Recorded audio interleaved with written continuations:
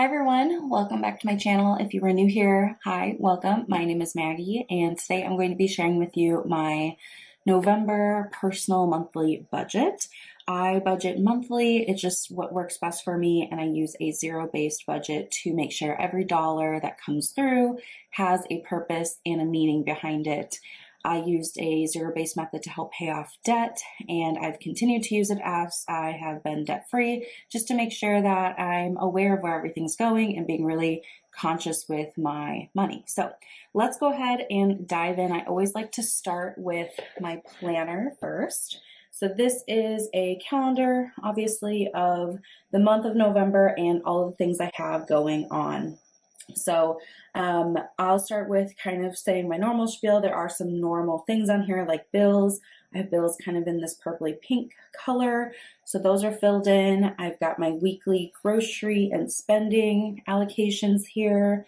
So pretty normal, but I do have a few extra things this month that I want to talk through. So we'll just kind of work through the calendar. First, on the 2nd, I have a haircut appointment. I just need a trim and would like a few more layers, but I'm not going to do any highlighting. I usually kind of just do some highlighting in the spring and then let it grow out the rest of the year, and it turns into a really pretty balayage. So just a haircut, and there is a lady in my area that offers a very reasonable priced haircut, so that is where I will be going. And then on the 12th, I have a baby shower to go to. One of my very good friends is expecting her first child, and I'm so excited to go celebrate her. So I will be driving a couple of hours to see her, and I also need to get a gift for her for that baby shower. And then, of course, Thanksgiving. So I guess if you're not in the US, we have Thanksgiving on the 23rd. My work gives us the 24th off as well, so I have those two highlighted as like no work days. So for Thanksgiving, I have a savings challenge saved up with $100 in it. I did that most recently in October. I finished it, so I'll be having a little bit of extra spending money there. And I also have $100 for my vacation sinking fund, kind of allocated for the Thanksgiving break. We don't have any plans yet. We may last minute decide to do something. That's just kind of how we roll. So we'll see what we end up doing. If we stay home, that'd be totally fine too. But that is something that's a little up in the air. But something that isn't is on Black Friday every year I buy my planner. So I use a golden coil planner. I use it every week. It really helps me kind of keep my life on track. I love the kind of weekly spread here. So I have a bunch of to-do lists, and this is where I just list out all the chores and stuff and brain dump, and I just really enjoy it. So I will be purchasing another one of these. Golden Coil doesn't go on sale really throughout the year, but they do a Black Friday sale. So the last couple of years, I think it's been like 10 or 15% off. So I save up for it in my annual sinking fund, and I'll be purchasing my 2024 planner on Black Friday.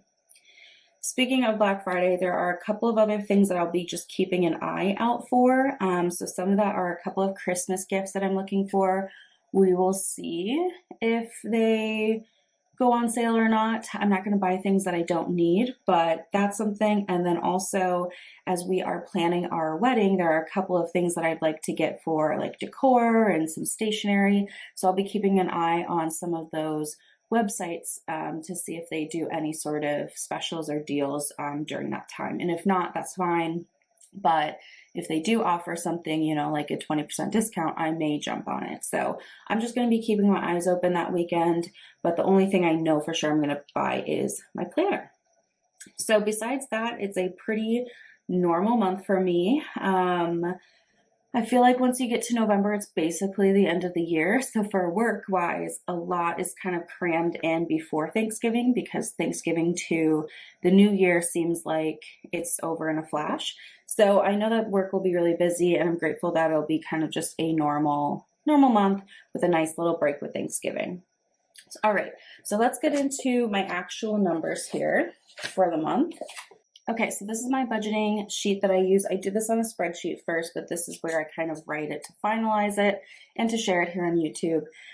So for my zero-based budget, I have to have it start with my income, my top line. So I'm a little frustrated. We've been having some payroll things going on, so I don't know what I think this is right. It probably will change. So I'm budgeting 44.55. That's a little bit on the conservative side.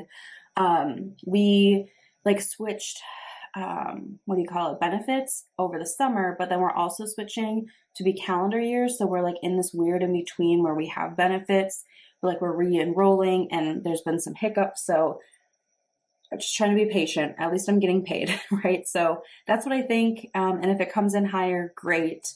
If not, that's fine. We will just figure it out. So the first section here, expenses. So my mortgage is $1,017. My HOA, 283.41, just like normal. My HOA will adjust for January. It adjusts like once a year. So I'll be curious to see what that ends up being. Insurance, this is for my car insurance, homeowners insurance, and I also have an umbrella policy. This is $202.45, and my car insurance will adjust in December. So we'll see what that number changes to as well. Utilities, 63.64. I couldn't tell on my sheet if that was a 6 or an 8 for a second. So 63.64. And then my phone, 85.74. And then subscriptions, this has changed. It's now 53.19. I had been sharing my Netflix account with a family member, and Netflix finally caught on to us. So I've added that family member as like, I don't know exactly what they call it, but it's like a subset account or whatever. So I'm still paying for it, which is fine. But they have their own like login and whatever. And it actually is cheaper for them to be like on my account still than them start their own. So, yeah, my dad, that's who it's for. He said he'll just give me like $100 or whatever next time he sees me. So that's fine. It's not a big deal, but it ended up being, like half the price. It was like $8 to keep him on my account, or like 15 or 16 for him to start his own. So we just kept him on mine. Okay, groceries, we'll be getting $500 per usual. And then gas, I'm going to do 80. So I'm doing a little bit extra because I have that baby shower to go to, but the rest of the month should be pretty quiet. So I don't even know if I'm going to need the full 80. I just thought I should probably be a little bit cautious and conservative with that. And if I don't need it, great, And then for spending, $500 kind of per usual. So the expense section totals $27.85 and 43 cents. So if I subtract this number from my income, I am left with $16.69 and 57 cents, it looks like. And I do this all on a spreadsheet, so it does the math for me. Okay, funds. Funds are next. So these are like all of my sinking funds and current savings and stuff like that. So annual will be getting $120. This is where I put money aside every month to pay for annual expenses. I think at the end of the year I do have a AAA membership that's like $100 that I will pay for. And I think that might be it for the year. So I'm also kind of building up. March and April seems to be the most expensive, where all of those are due. So I am still kind of like building for next spring. All right, Miko is my cat. He is going to get $100 this month for his, supplies and stuff like that. And I will be getting his teeth cleaned probably at the beginning of next year. So kind of saving up for that as well. Incidental gets $50 every month. This is kind of like my cushion fund or miscellaneous. So whatever needs buffering or just random things that come up. And then vacation, $600. My fiance and I are going on a trip for Christmas this year. So we already have our flights and hotel paid for. I've booked a like snorkeling kind of thing. And then right now what I'm saving up for is really just like the spending, like eating out and any discretionary spending. So it's nice to have kind of those big things behind us, and that is what we are saving for.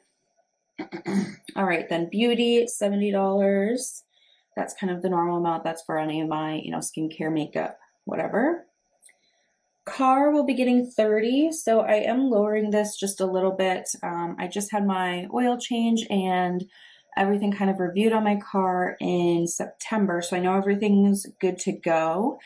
So I decided to lower that down. It was at 40, it's just 10 bucks a month, but I'm not too worried about it. It's in a good spot, and if anything major comes up, I do always have like my emergency fund I could use. Gifts will be getting 120.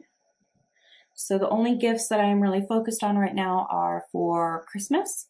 And I have a pretty short list that I buy for, so that helps quite a bit narrowing down. And I already have kind of set budgets for how much I will spend for each person, or like what range. So I think we should be ready to roll. And that's where, yeah, I'm going to just keep an eye out around the Black Friday time. If there's anything that I want to get someone as a gift that's a little bit cheaper that time, fantastic. All right, giving will be getting $30. We do some giving at the end of the year. So in December, we'll be spending a lot of this giving money that's been bulked up, which is excellent. Health will be getting 50. Home will be getting 50. And then emergency fund will get 20 per usual. I do have a video coming out soon, if it's not already up, about emergency fund planning, so go check that out. And then wedding. So all my kind of like extra bits and bobs are going towards my wedding right now. So 254, 57. So that's what I'm putting this month. Thankfully, we already have some savings started, so this isn't like all of it, but it is important to me to put something towards it every month. And after kind of like that trip that we already have planned in the new year, I'll be able to put, you know, quite a bit more towards it too. So my fund section equals $14.94.57, and that gives me a remaining of $175. And that is coming down to my cash flow section. So I've got my cash savings challenges. I'm doing 120 this month. If you haven't seen my cash savings challenge videos, I do them monthly. I find them really fun and exciting. I'm doing a randomized 52-week challenge. I'm saving for different holidays. So yeah, I would love for you to come check that out. And then I do a top off challenge, part of my savings challenge. So this money stays digital, but it's $20. That is also part of that savings challenges. It tops off some of my sinking funds, which in kind of like a gamified way. And then my hair appointment. So that's that 35 that we saw on the calendar. So this equals that last 175. And that brings me down to zero. So I have zero left over. That is my zero-based budget. Yeah, so for November, just kind of trying to stick with, you know, my routines and everything in place, kind of evening out. And I'm really excited for the holiday season to begin. December is a really fun time of year in general, but I'm also going to be doing Vlogmas again this year. So I am starting to put together like what my daily posts and all that are going to be. So if there's anything that you want to see from me during Vlogmas, I'd love to hear it in the comment section. Let me know if you have any ideas or certain things that you'd like to see. I'm super jazzed and excited. So I will be doing some Vlogmas prep in November, like kind of, you know, finalizing a little bit of a draft calendar, and I might pre-film something or two just to give myself some breathing room. But anyway, all that to say, I hope you guys are doing well. Thank you so much for watching, and I will see you in my next video. Bye.